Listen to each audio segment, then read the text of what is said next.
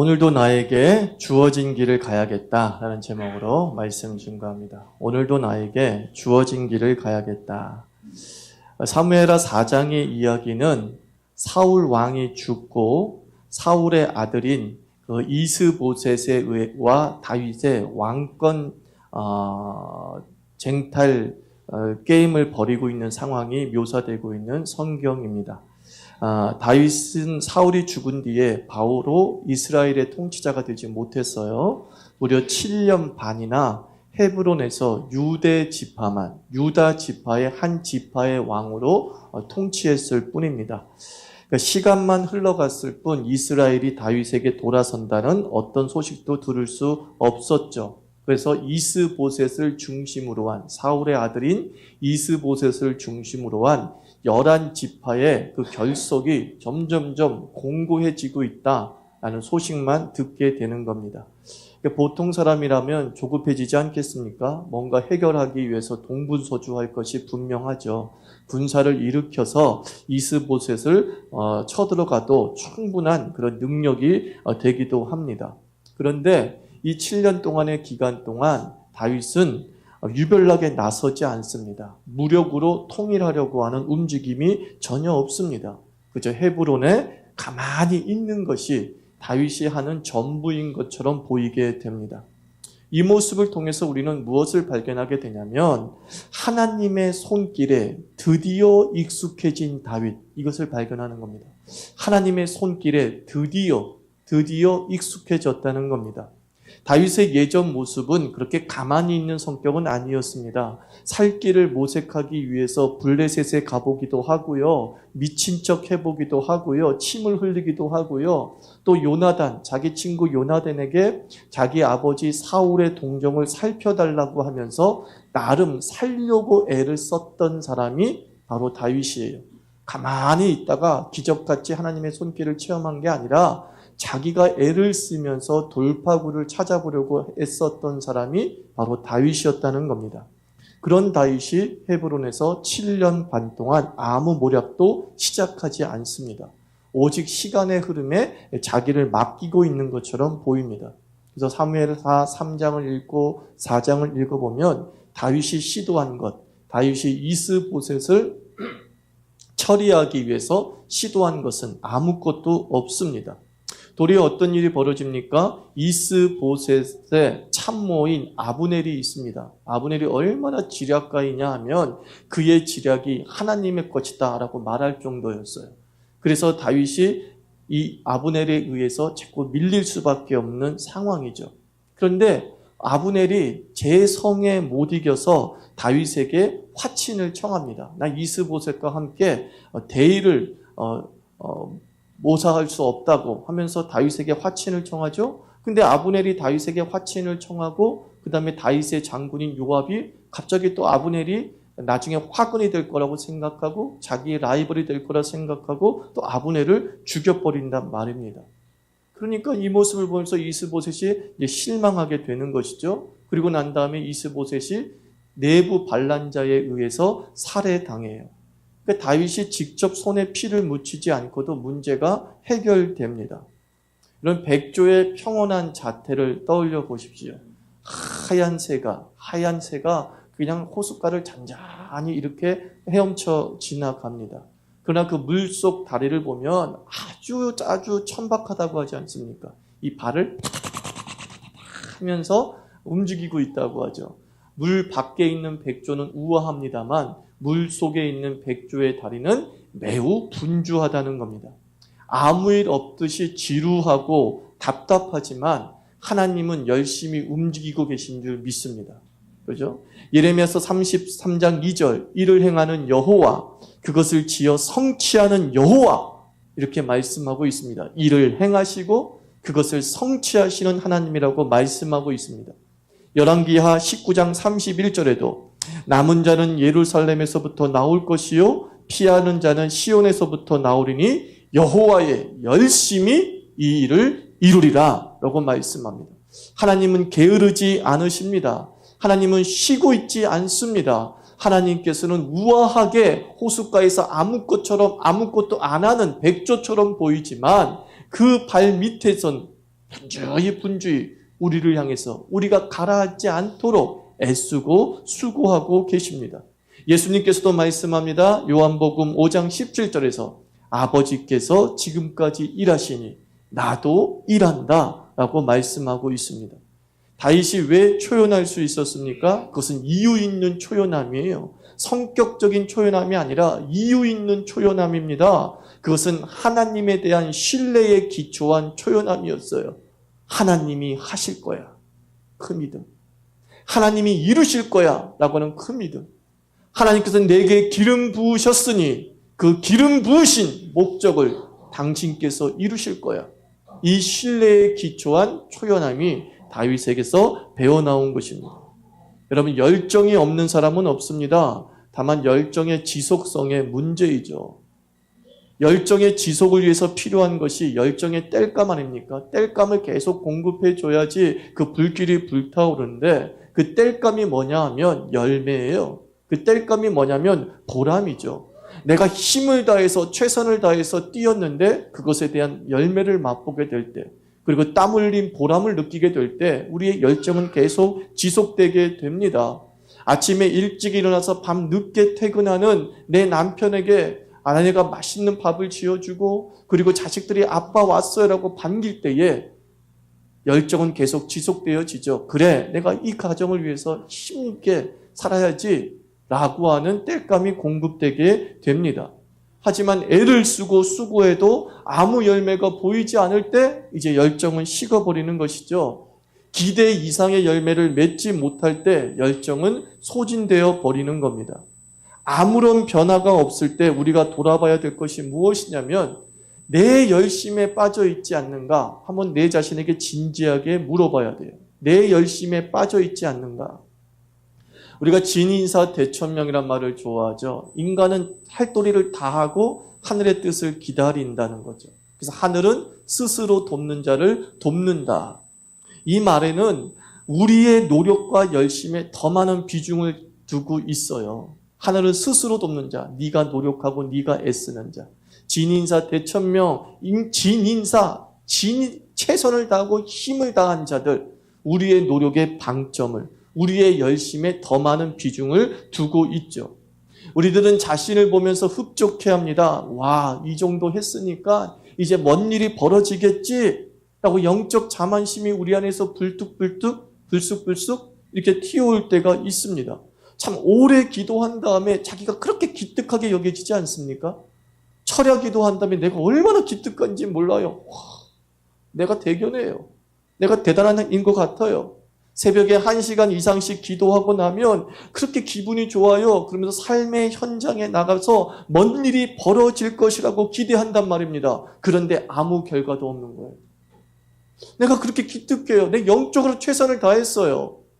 내가 영적으로 하나님 앞에 온 정성을 다했어요. 그러므로 반드시 기적이 일어나야 되고 반드시 하늘문이 열려야 될 것이고 반드시 어떠한 문제들이 해결돼야 될 것이 분명해야 되는데 그래서 그런 기대감으로 가게 문도 열고 그런 기대감으로 직장에 나갔는데 아무 일도 없어요. 아무 일도 없어요. 사실은 90%가 그렇습니다. 아무 일이 없어요. 온갖 노력을 다해도 진인사 했는데 대천명이 안 돼요. 스스로 도왔는데 하늘이 안 도와요. 이게 현실이에요. 기도가 무능해서입니까? 영적 훈련이 무능해서입니까? 아니에요. 하나님께서 영적 자만을 무너뜨리는 하나님의 사랑의 섭리예요. 여러분이 기도 열심히 하고 자기가 기특하고 뭔가가 일어날 것을 기대한다면 여러분 기도의 교만에 빠져 있는 거거든요. 내가 이만큼 영적으로 매어 달렸다고 하는 자기 만족이 너무 높다는 것을 하나님이 깨트려 버리는 것이에요. 기도했으니까 결국 누구에게 초점이 맞춰지는 겁니까? 나 자신의 노력과 나 자신의 애씀에 맞춰져 있는 거예요. 기도했으니까, 내가 노력했으니까. 내 40일 작정기도 안 빠졌으니까, 내가 특별새벽기도에 안 빠졌으니까 모든 초점은 나에게 맺혀져 있어요. 내 노력과 내 애씀은 당연히 열매를 거둘 거라는 거예요. 그러나 주님께서는 당신에게 초점이 맞추시기를 원하십니다. 하나님의 은혜에 초점이 맞추기를 원하신다는 겁니다. 하나님 자신에게 초점이 맞추어진 인생은요, 열정의 땔감이 없어도, 즉 보람도 없고 그리고 열매가 없어도 여전히 주를 향해서 열정이 식지 않습니다, 여러분. 1시간, 2시간, 1년 365일 평생 3시간씩 기도하시는 그분들을 보면 그분들 삶에 대단한 열매가 있기 때문에 그분들이 기도의 열정에 빠져 있는 게 아니더라고요. 그분들은 그들의 기도만큼 응답받지 못했어요. 3시간 기도했으면 그분들은 재벌돼야 돼요. 평생 3시간 기도했으니까. 우리 누님들은 재벌돼야 돼요. 아침에 2시간, 밤에 2시간 기도가 하니까 항상. 근데 재벌이 아니에요. 그 잘 살지 못해요. 돈 달라고 기도 안 했겠어요? 돈 달라고 기도했겠죠. 그런데도 그분들은 40년 가까이 계속 그렇게 기도하고 있어요. 기도의 열정이 여전히 식지 않았어요. 왜 그런 줄 아십니까? 하나님에게 초점이 맞춰져 있기 때문에. 그냥 하나님이 사랑하고 하나님과의 관계성, 그것이 계속 기도의 땔감이 되어지는 것이죠. 그것이 계속 하나님과의 소통의 땔감이 되어지는 것입니다. 그리고 하나님은 그 삶을 형통하게 이끌어 가시는 것이죠. 하나님은 그 삶을 40년의 기도의 은총으로 채워주신다고 저는 반드시 믿습니다. 저는 7년 반의 다윗의 삶을 이렇게 정의할 수 있어요. 다윗은 아무 열매 없을 때 아무 흔들림이 없었던 사람. 그게 다윗이에요. 아무 열매 없을 때 아무런 흔들림이 없었어요. 신앙은 여기까지 발전해야 됩니다. 여러분의 기도에 아무 일이 없을 때에도 나는 여전히 기도하고 있는 사람. 그게 신앙의 성숙이죠. 그게 중직자예요. 그게 무게 있는 그리스도인의 삶의 모습이죠. 저는 신자는 범선과 같다라고 생각합니다. 돛담배라는 거죠. 범선, 돛담배는 바람을 동력으로 살아가는 배잖아요. 이 범선이 가장 두려운 지역이 어디냐? 무풍지대를 만날 때죠. 무풍지대를 만나면 이 범선은 움직일 수가 없어요. 그럼 어떻게 벗어나면 됩니까? 노질합니까? 그 망망대해 태평양에서 여러분 그 무풍지대 벗어나겠다고 노질해 보세요. 아무 소용없어요. 무풍지대에서 그 옛날 범선의 시대, 대항해 시대에 그 무풍지대를 만났을 때에 하는 유일한 일은 이거래요. 바람이 불 때까지 기다리는 거예요. 노질하는 거 아니에요. 그러다가 다 기력 쇠해지고 힘들어지기 때문에 바람이 불 때까지 기다리는 것이죠. 여전히 돛을 올려놓고 바람이 불 때까지 기다리는 겁니다. 바람이 불 때까지 잠들지 아니하고 그 돛을 팽팽하게 유지하고 있는 겁니다. 다윗은 바람을 만들지 않고 돛을 만드는 인생이 되었습니다. 바람을 만들지 아니하고 돛을 달아 올려서 하나님의 바람이 불 때까지 기다렸던 사람이죠. 그리고 하나님의 바람이 불어 그 다윗의 범선은 예루살렘을 정복하게 되죠.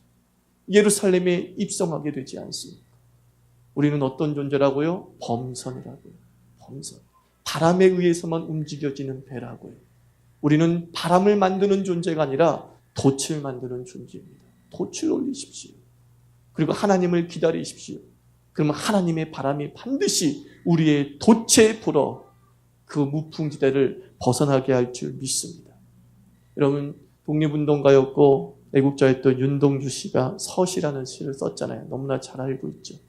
일제 강점이 끝나지 않을 듯 보이던 시대에 쓴 시라고요. 서시는요, 거의 절망의 시대에 썼어요.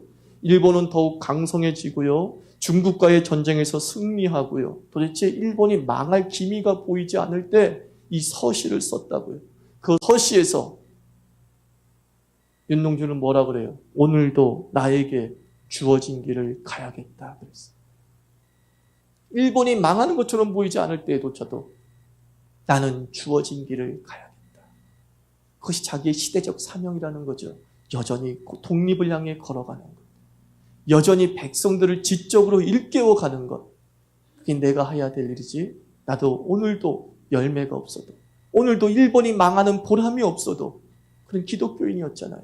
얼마나 일본이 망해달라고 기도했겠어요. 그러나 그 열매가 없어도 나는 오늘도 나에게 주어진 길을 가야겠다라고 말합니다. 우리 사랑하는 주의 백성들 한 사람 한 사람, 오늘도 주어진 길 가시기 바랍니다. 의기소침하지 마시고요. 열매 없어도 기도의 자리에 가시기 바랍니다. 예배 자리 가시기 바랍니다.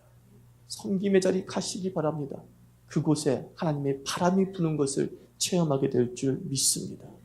그렇다고 한다면 여러분들, 우리가 아무 일 없을 때 우리가 하나님의 열심을 신뢰해야 되지 않겠습니까? 하나님이 분주하게 움직이고 계시는데 그 하나님의 분주하게 일하심을 신뢰하는 자들, 어떻게 우리가 아무 일 없을 때 기다려야 되는가? 첫째, 정신 바짝 차리고 기다리십시오.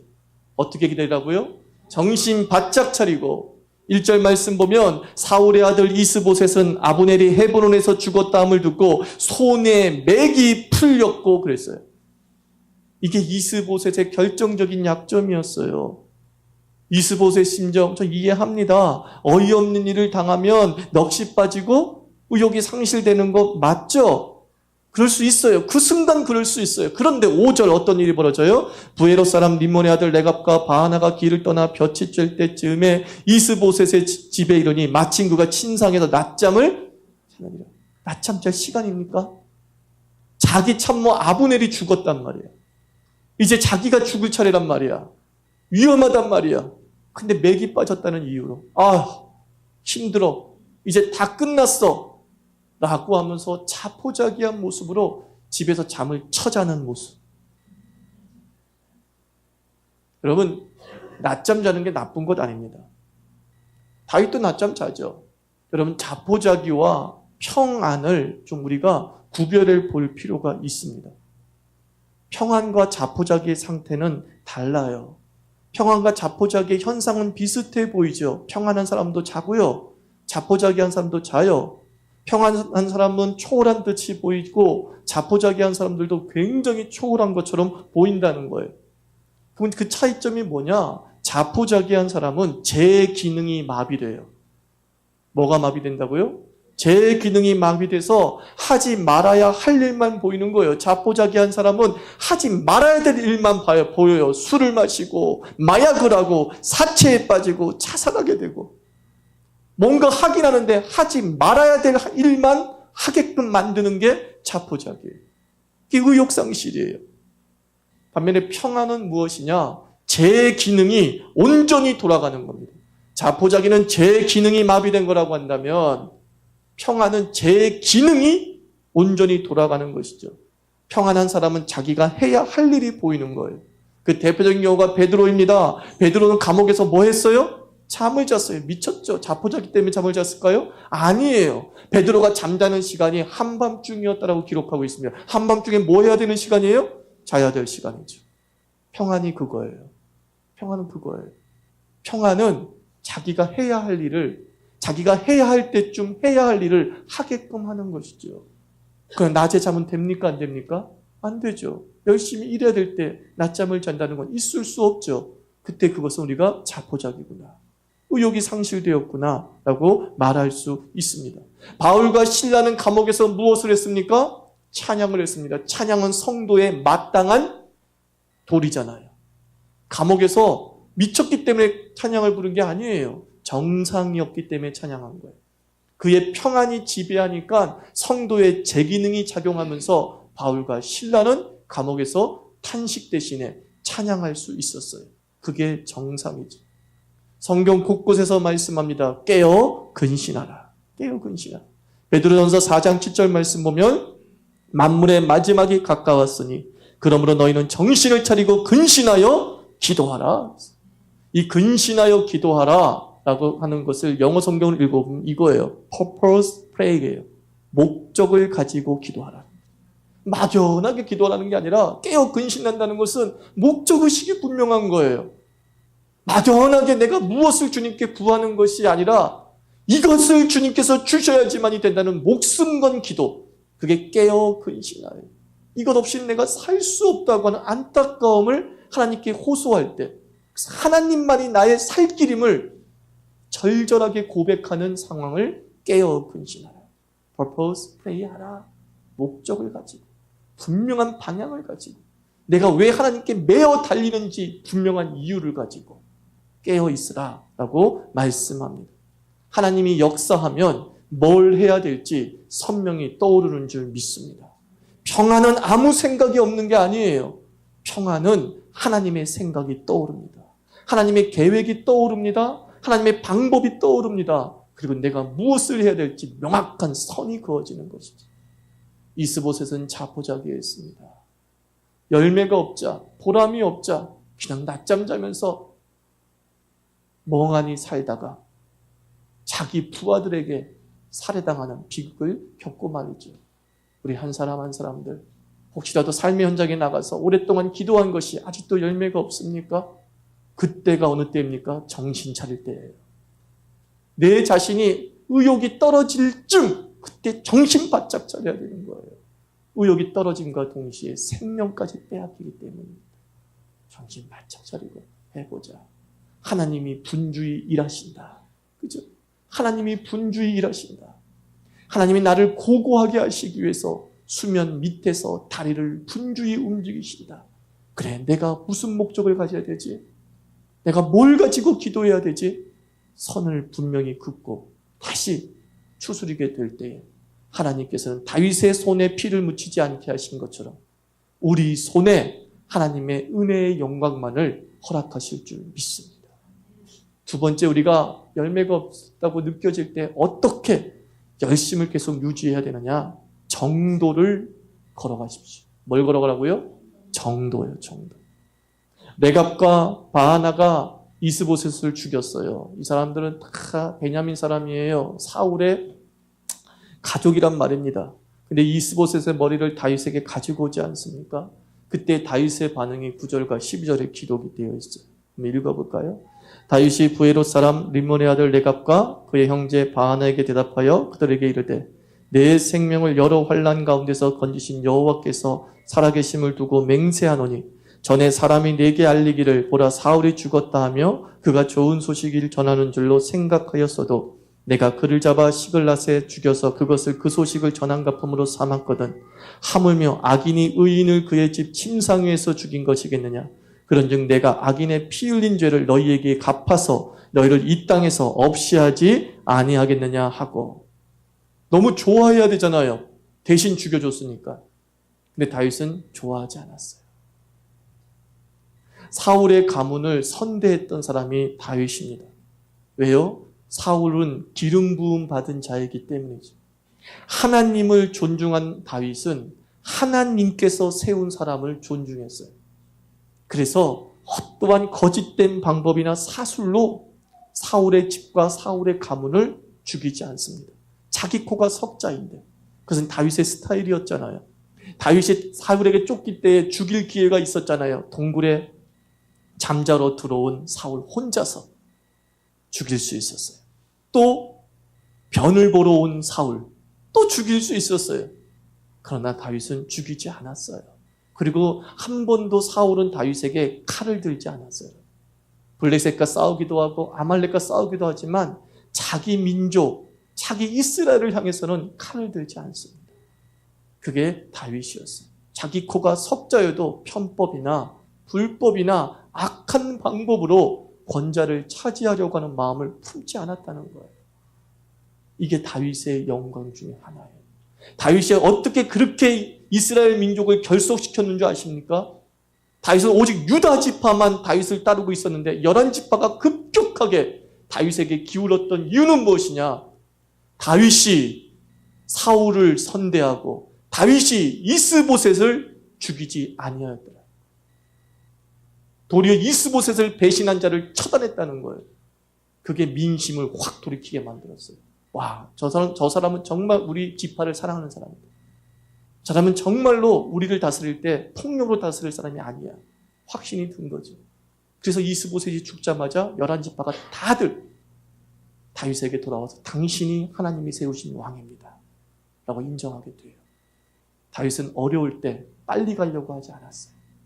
7년 반을 기다렸는데 더 기다릴 거 뭐 있냐? 더 기다릴 수 있지 않겠느냐? 여유를 가지고 있고 그리고 배신자의 무리를 용납하지 않았다는 것이죠. 여러분, 제가 정치적인 얘기는 아닙니다. 이번 서울시장 선거를 가지고 보면서 제가 이런 느낌을 드렸어요. 왜 서울시장 박원순이 되지 않았습니까? 그 상대 후보가 방송 인터뷰에 나와서 이런 인터뷰를 했어요. 제가 너무 선명하게 기억을 해요. 아주 KBS인가에서. 이번 선거는, 서울시장 선거는 네거티브를 하지 말자.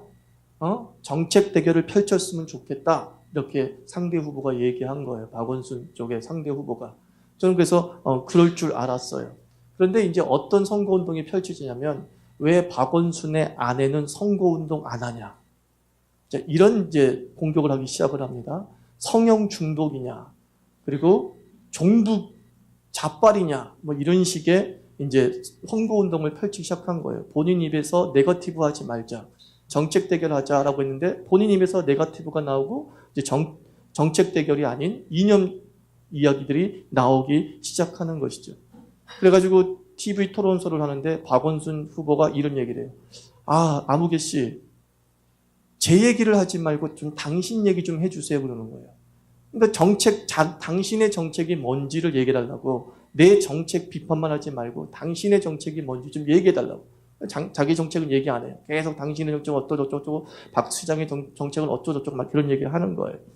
그런데 이제 이 박원순 씨가 끝까지 네거티브를 안 합니다. 왜냐하면 안에 네거티브를 했으면 박원순 씨는 더 큰 약점을 그 상대 후보를 잡고 있거든요. 그게 뭐냐면 이 상대 후보의 아내가 유명한 친일파의 손녀입니다.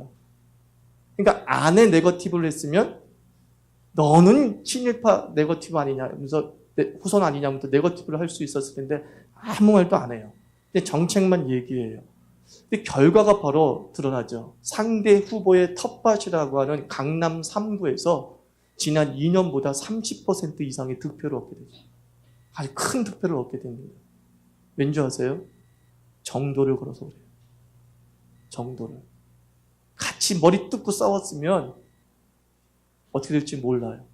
그런데 자기가 가장 불리한 강남 3구 사람들이 표를 30%를 더 줘버렸어요. 2년 전보다. 신사적이었기 때문이죠. 어려울 때 어떻게 걸어가라고요? 정도 걸어가요. 전 그걸 배웠어요. 그렇구나. 내가 불리할 때일수록 더 정도를 걸으면 훗날을 기약할 수 있죠. 그러나 내가 지금 이 순간에 문제를 해결하겠다고 아등바등하면서 악한 방법을 동원하고 편법을 동원하게 되면요, 미래도 없고 현재도 없는 일이 벌어지고 마는 것이죠. 어떤 대형교회 목사의 이야기들, 사건을 이렇게 처리해 나가는 형사가 그런 말을 했다고 하지 않습니까? 이 사람처럼 내가 목회한다면 나도 성공한다 그랬어요. 난 그 얘기 듣고 깜짝 놀랐어요. 하나님이 역사했다라고 말할 수 있어야 되는데 뭐라고 얘기하냐? 이 목사님처럼 내가 목사가 돼서 이런 식으로 하면 나도 대형교회 목사 될 수 있다. 그 속에 온갖 불법과 편법과 재벌이만이 할 수 있는 탈법의 행태들이 고스란히 담겨 있더라라고 얘기하고 있습니다. 우리가 어떤 일을 성공했습니다. 그런데 누구도 하나님의 역사라고 인정하지 않아요. 우리 자유교회가 부흥하고 성장했습니다. 그런데 이렇게 얘기합니다. 하천원처럼 하면 나도 되겠다. 이러면 뭔가 문제가 있는 거예요. 도대체 저 사람은 성공할 수 없는 상황인데 어떻게 성공했지? 이게 부흥이죠. 이게 하나님의 역사이죠. 세상의 모든 불법과 편법의 방법을 제거하고 정도를 걸어갔는데 어떻게 저 사람은 왕위에 앉을 수 있었지? 하나님이 살아계신 증거이죠. 하나님이 살아계신 증거이죠. 사랑하는 성도 여러분, 다시 부탁드립니다. 힘들 때 딴 길이 보인단 말이에요. 어려울 때 딴 길이 보일 때가 있어요. 그럼 이렇게 생각하세요. 10년을 정도를 걸었는데 내가 이 순간에 그 10년의 가치를 버릴까 하면서 10년의 가치에 더 무게를 두십시오. 내가 10년을 정도를 걸어왔는데 난 죽을 때까지 이 정도를 걸을 거야. 그러나 그 길 얼마 남지 않더라고요. 그죠? 7년 반을 걸어왔는데 내가 사울을 죽이려면 벌써 죽였는데 내가 그렇지 않고 여기까지 왔는데 내가 요 순간에 이스보셋을 죽인들 내게 무슨 유익이 있어?